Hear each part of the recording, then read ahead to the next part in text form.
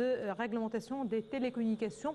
Merci beaucoup d'être toujours avec nous. Donc, en parlant de cette transformation numérique, de ce plan ambitieux de l'État, et vous avez justement précisé l'importance de cette transition, de cette transformation numérique quand on parle, quand on s'adresse à l'investisseur étranger qui, certainement, en visant l'Égypte, en venant en Égypte, souhaiterait certainement être connecté, être dans un pays à la hauteur, certainement, des plus grands pays, les pays les plus développés, et ce qui faciliterait certainement son travail ici et ses investissements ici en Égypte. Un impact aussi sur le citoyen, puisque le citoyen est toujours au centre d'intérêt de l'État, quand on parle surtout de ces projets de transition numérique qui visent à fournir des services gouvernementaux numériques qui économisent et le temps et les efforts, certainement. Est-ce qu'il reste encore beaucoup à accomplir, Monsieur Hacham El Alaïli? Oui, il y a beaucoup de choses à faire, parce que la transformation numérique, ce n'est pas uniquement une partie, comment dirais-je, technique uniquement, il y a un changement de culture assez important. Et c'est ça le vrai challenge, si on peut dire, le challenge pour l'État. Pour réussir une transformation numérique, effectivement, il faut changer la culture du fonctionnaire, la culture des gens, du service public, etc. Tout ça doit changer et ça va prendre du temps, c'est normal. Mais effectivement, le gouvernement, l'État a mis en place tout ce qui est nécessaire au niveau outils. Maintenant, c'est la partie la plus difficile et la partie, ce qu'on appelle la partie soft, et c'est la plus difficile, qui concerne le changement de culture. Donc effectivement, oui, il y a des choses à faire assez importantes. Il faut effectivement travailler sur ce parti-là, cet axe-là de changement de culture. Parce que toujours, aujourd'hui, on lutte toujours contre ce changement de culture. Et c'est ça le vrai challenge. Un impact aussi, en gros, sur l'économie du pays, selon vous? La transformation numérique va accélérer la croissance de l'économie. Ça, c'est clair. Donc, ça va nous permettre, c'est un accélérateur qui nous permet effectivement d'accélérer le taux de croissance. Et ça va permettre effectivement d'être plus proche à tout le monde. Donc, normalement, par exemple, le commerce électronique, tout ce qui peut être fait à travers le réseau, il n'y a pas les barrières, soit au niveau coût, au niveau distance, etc., etc. Donc, tout ça, effectivement, ça va permettre de la croissance, mais il faut y travailler de nouveau sur le changement de culture. C'est ça le vrai challenge. Pour une transformation numérique qui doit réussir, il faut qu'on réussisse à changer la culture des gens. Est-ce que c'est un défi pour le gouvernement quand on parle d'un projet assez coûteux, puisque l'infrastructure coûte aussi assez cher? Oui, l'infrastructure coûte très très cher. C'est pour cela que c'est le gouvernement uniquement qui est capable de faire ce type de projet. Mais c'est un investissement. C'est pas un coût, c'est un vrai investissement et qu'il y a un rendement sur le moyen et le long terme. Parce que toutes ces infrastructures seront utilisées par des gens, des applications, des données, etc., etc. Donc c'est un investissement qu'on a besoin. Très bien. C'est la jeunesse qui est la tranche sociale la plus connectée.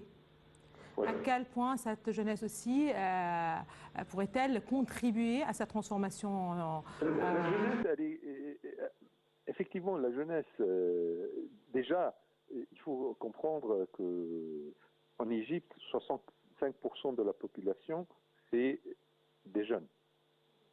Population de 111 millions de Voilà. citoyens, Donc, voilà. on parle à peu près de 70 millions des jeunes, si on peut dire. Donc, c'est un chiffre assez important et effectivement, c'est une richesse. Mais il faut bien l'utiliser. Il faut bien utiliser le réseau aussi. Il faut que la jeunesse aussi s'implique sur le développement des applications, de faire des développements à distance pour même des sociétés internationaux. Ça se fait, moi je sais qu'il y a des gens, même dans le Haut-Égypte, qui font plein des investissements et des applications pour des sociétés internationaux à distance. Très bien. Certainement, l'État agit d'une façon plus ou moins parallèle. Mais quel est le secteur, selon vous, le plus important à profiter de cette transformation numérique quand on parle, parce qu'il y a, quand on parle de dossiers comme la santé, l'éducation ou l'enseignement, quand on parle de n'importe quel secteur, de l'agriculture, de l'industrie, des investissements, quel est le secteur qui doit vraiment profiter en premier lieu plutôt de cette transformation numérique? Honnêtement, la transformation numérique touche à tous les secteurs. Honnêtement, ça touche à tous les secteurs. Mais effectivement, le secteur de l'éducation, de la santé, de la justice, du ministère de l'Intérieur est très important. On peut utiliser par exemple la transformation numérique pour mieux gérer la circulation et le trafic en Égypte. Tout le monde sait quels sont les problèmes de circulation et du trafic en Égypte. Et donc ça, on peut bien les gérer par un bon projet de transformation numérique dans le ministère de l'Intérieur. Mais on a vu faire des certainement applications pour les transports, pour faire un transport intelligent et gérer tout ça. Très bien. Il y a quelques mois, c'est le chef de l'État, le président Abdel Fattah el-Sisi, qui a inauguré ce grand projet, cet énorme projet lié aussi au transport, je vous entends très mal. au suivi du transport, les caméras. Et on a dit voilà, que l'Égypte est devenue plus ou moins connectée partout. Oui. Tout le territoire plus ou moins du pays est connecté et observé, si vous le voulez bien. Oui, mais ça, au niveau observation, au niveau sécurité, ça c'est clair, oui. Mais moi, je parle sur un projet pour la gestion intelligente du transport. Tout à fait. Donc, et mieux gérer la circulation. Aujourd'hui, tout le monde souffre de la circulation en Égypte et des règles de circulation, etc. Comment peut-on utiliser ça pour mieux appliquer les règles et mieux appliquer la loi? Très bien. Transformation numérique pourrait être aussi liée à l'intelligence artificielle. On est où par rapport à cette intelligence artificielle? Oui, l'intelligence artificielle, c'est le futur. On ne peut pas parler de la transformation numérique sans de l'intelligence artificielle. Aujourd'hui, il y a le chat GPT, par exemple, c'est une application qui vient d'être lancée il y a 3-4 mois, mais c'est une application basée sur l'intelligence artificielle et on voit comment les choses évoluent d'une manière très rapide. Donc, l'intelligence artificielle, c'est essentiel.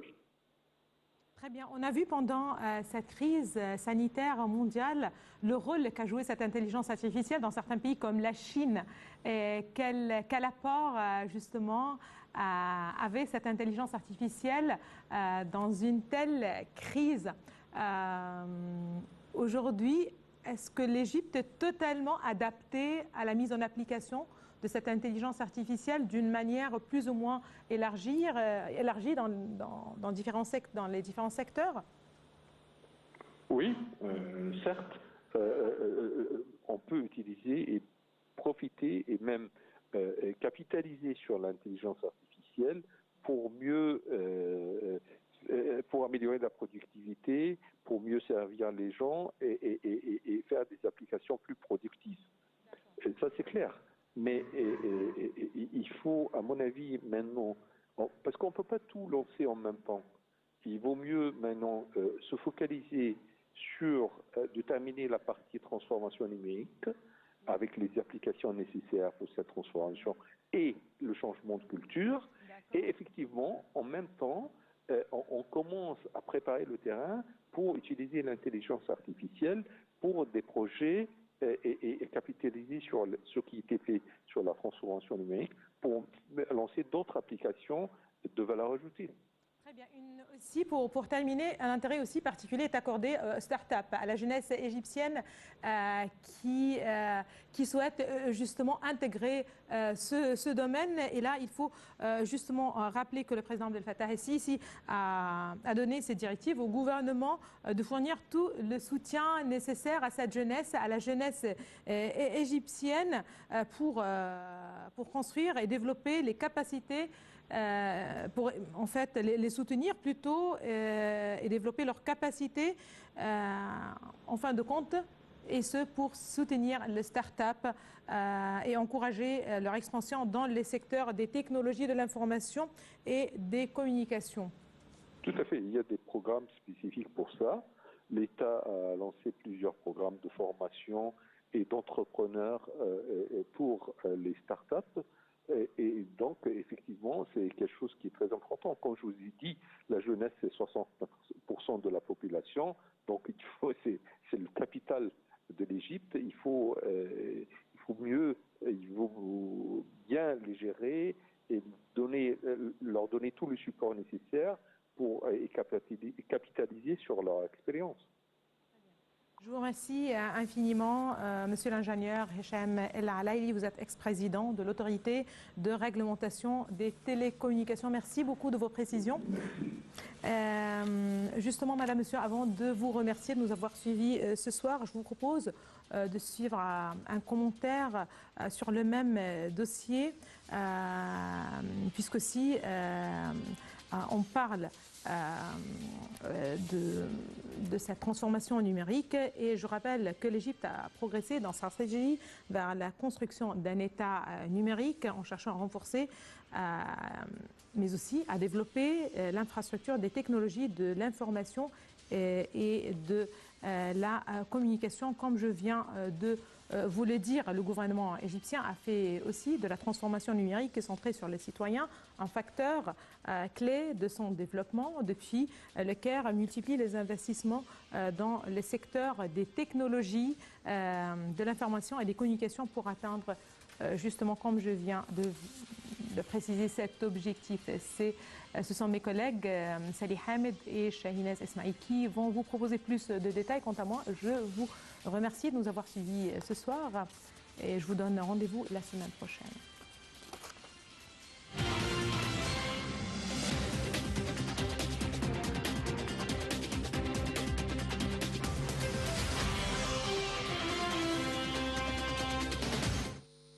Le président Abdel Fattah el-Sisi donne ses directives au gouvernement de fournir tout le soutien nécessaire pour construire et développer les capacités de la jeunesse égyptienne, soutenir les start-up et encourager leur expansion dans le secteur des technologies de l'information et des communications. Lors de sa rencontre le 25 février avec le Premier ministre Mostafa Madbouli et le ministre des Communications et des Technologies de l'Information Amr Talat, le président el-Sisi a donné des directives pour poursuivre les efforts de l'État en faveur de la transformation numérique et de l'automatisation des procédures administratives et gouvernementales afin d'aider les citoyens et réduire le temps, les efforts et les coûts. Et ce, tout en suivant l'évolution des applications technologiques de pointe dans le domaine de l'intelligence artificielle, dont l'importance et la valeur ajoutée ne cessent d'augmenter au niveau mondial. Ces dernières années, par le biais de sa stratégie l'Égypte numérique, le pays a considérablement progressé dans le domaine numérique. Un certain nombre d'initiatives et de projets ont été mis sur pied dans le pays, notamment les codes numériques de l'Égypte, les centres d'innovation numérique, ainsi que le développement des bureaux de la poste égyptienne, des bureaux d'enregistrement des biens immobiliers, des parcs technologiques et des écoles de technologie appliquées dans tous les pays. En juillet 2022, le gouvernement avait annoncé qu'il allouerait 6,25 milliards de livres égyptiennes, soit 319 millions de dollars dans le budget de l'exercice 2022-2023 pour mettre en œuvre des projets de transformation numérique et de cybersécurité, ainsi que 5,400 milliards de livres égyptiennes seront consacrés à des projets de transformation numérique et au développement de compétences numériques. Toutes les initiatives et efforts instruits par le président de la République entrent dans le cadre de la vision 2030 de l'Égypte et de sa stratégie de transformation numérique qui vise à renforcer le développement économique et social dans tous les secteurs et à faire du pays un pôle numérique d'excellence en Afrique.